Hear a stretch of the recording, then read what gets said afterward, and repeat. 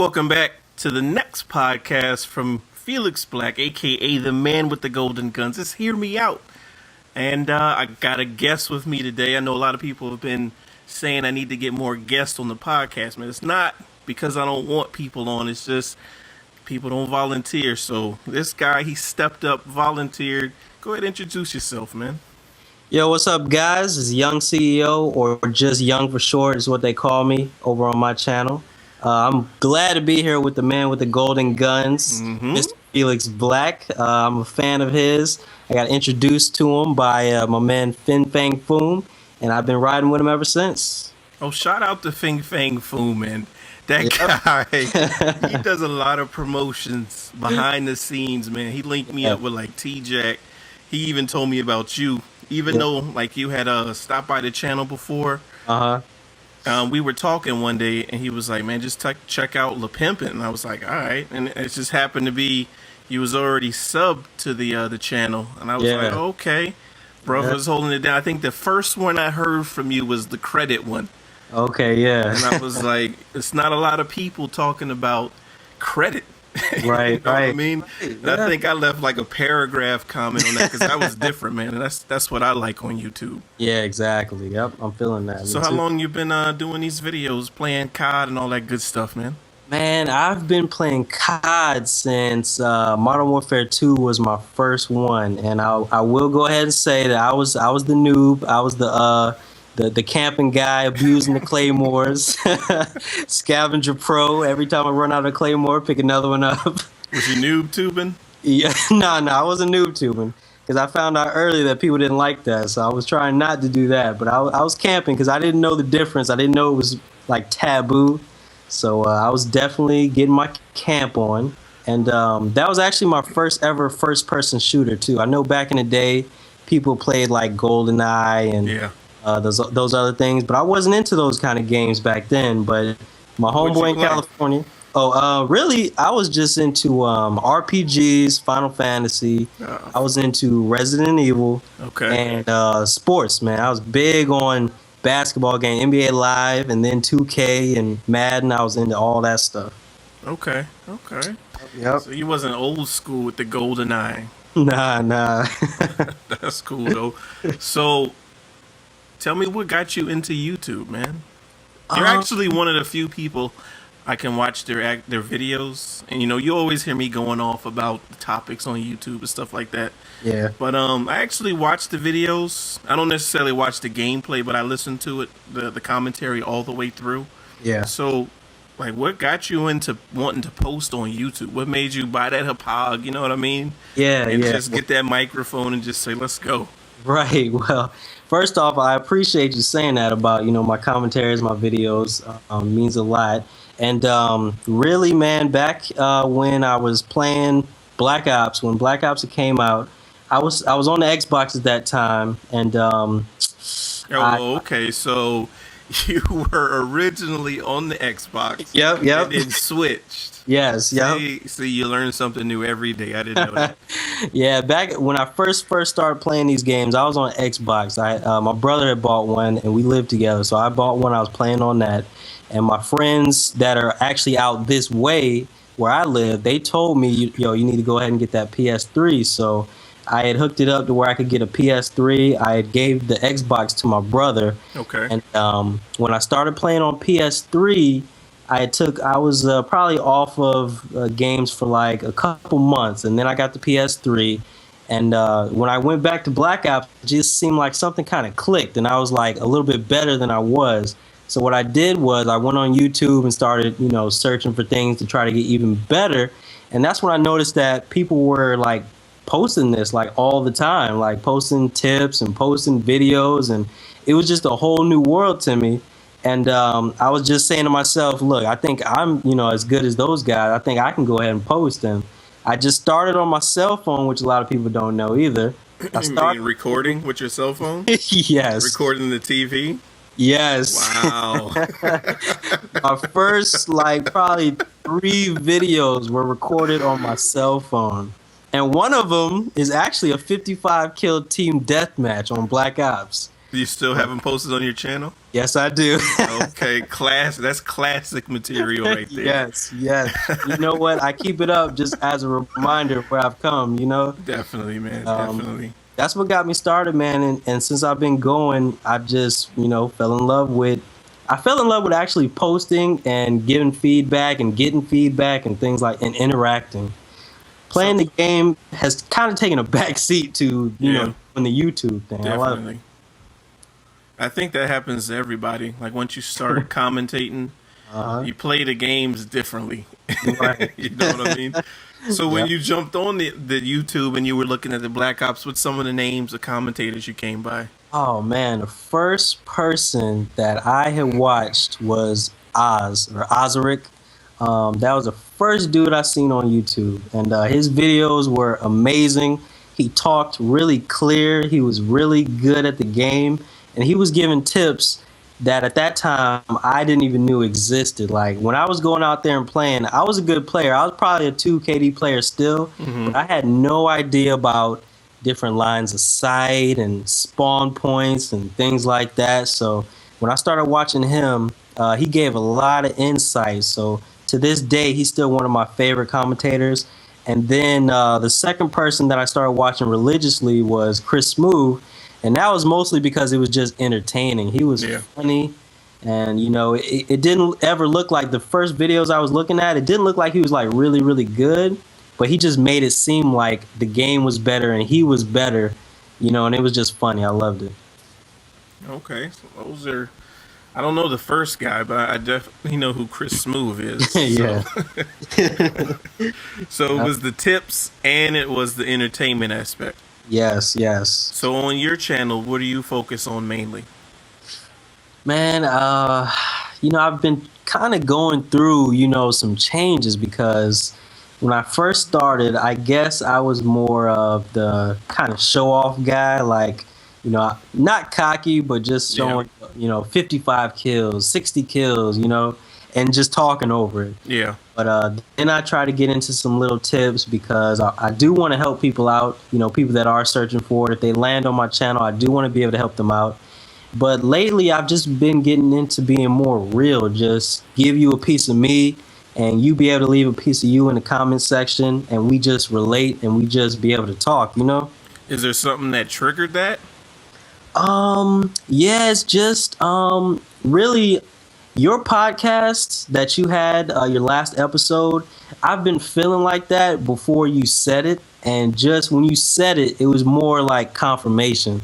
It was like, I pull up my videos, because what I do is, I got the YouTube on my phone, and I'll get in the car and I got the hookup, and I'll put it on and I'll listen to it. So if it's good commentary, I can listen on my way to work because radio is trash anyway. Yeah. So, I listen to people that got something to say or something to say either about the game or something to say about their life or life in general.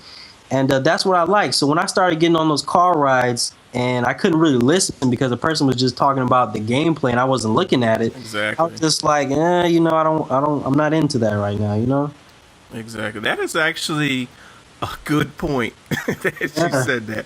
Because, when I started as well, and I think anyone who sticks with this long enough and who takes it seriously, you'll go through a change.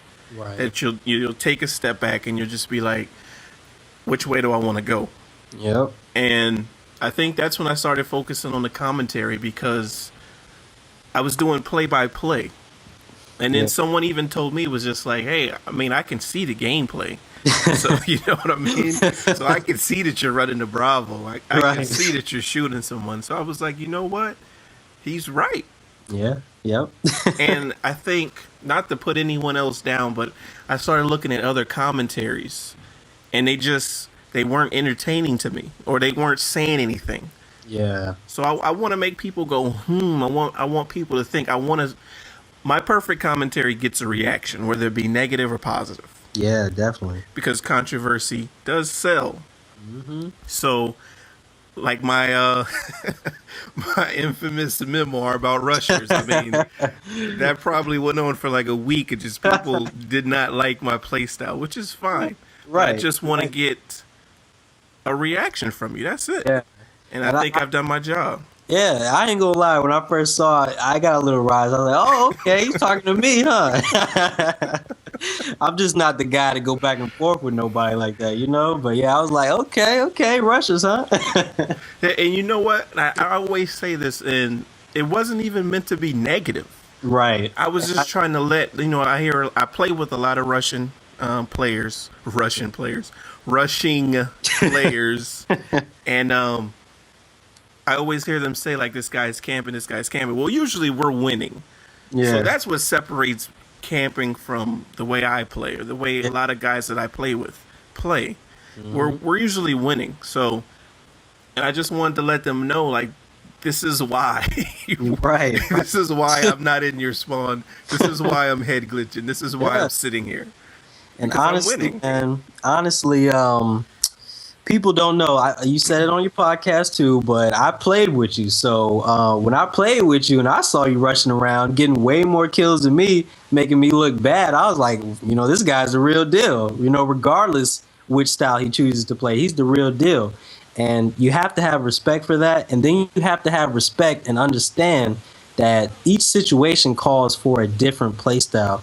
The things that you don't see from all the rushers is 100% of the time they don't play like that. If there's a smart player, because a smart player adapts his style. So yeah, you might put down a camper every now and then. You might put down a rusher every now and then. But a smart player is actually adapting his style to his opponents anyway. So I mean, that's really the difference between someone good and bad or rushing and camping, really.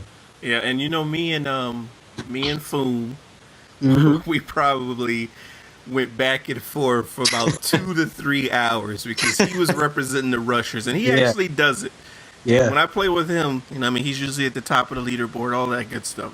Yeah. And we got into Call of Duty, Treyarch, Infinity War, just making games overall.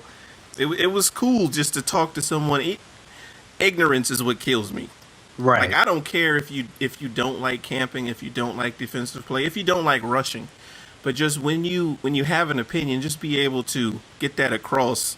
Yep. Just like an adult can. And I think that's what a lot of people on YouTube can't do. I agree. And sometimes, like, you see those people that you just like, okay, this person, they're at least trying to take their commentary to the next level, and they have the ability to do that. There's so much just stuff on YouTube, just stuff. And I don't want to say it's making it hard for everyone else, because if you have quality, it's going to show. Yeah. But that was just my last podcast. I think I had saw so many videos of just people mad at just campers or mad at rushers and all that kind of stuff, man. It was just, sometimes it happens. Yeah, yep, you're right. You're right. And you know what? It's like you said, if you're able to have a point and get it across, that's important. But when you're going to somebody's channel and they might represent something, but you really can't tell what they're representing because they don't put it out there in a good way, or they don't put it out clearly. It's just like jumbled up gameplay and commentary. And it's like, really, that's what's causing the oversaturation, is that people want to do this. They don't really think it through. And I don't know if at some point in time they get serious about it. But if you do get serious about it, there's definitely things that you're going to change, you're going to grow, you're going to learn. And you will see the change and you will see a response. But if you're just doing it just to put up a video, then, you're probably just going to be another person putting up a video. And I think we all start out because we think, like you said, this 55 kill gameplay is going to get 1,000 views. Yep. When there's 100, I saw a 299 and 1 gameplay the other day. I saw that. You know what I mean? So 55 is kind of like, should I even post this nowadays? Exactly. So the landscape's always changing, and I always tell people, post what you want, yes, but your channel is view driven. Yes. So if you're posting what you want and you get like 10 views, you may need to switch it up just a little bit. It's just like TV, man. We're not going to keep shows on TV that aren't getting good ratings, that people aren't watching.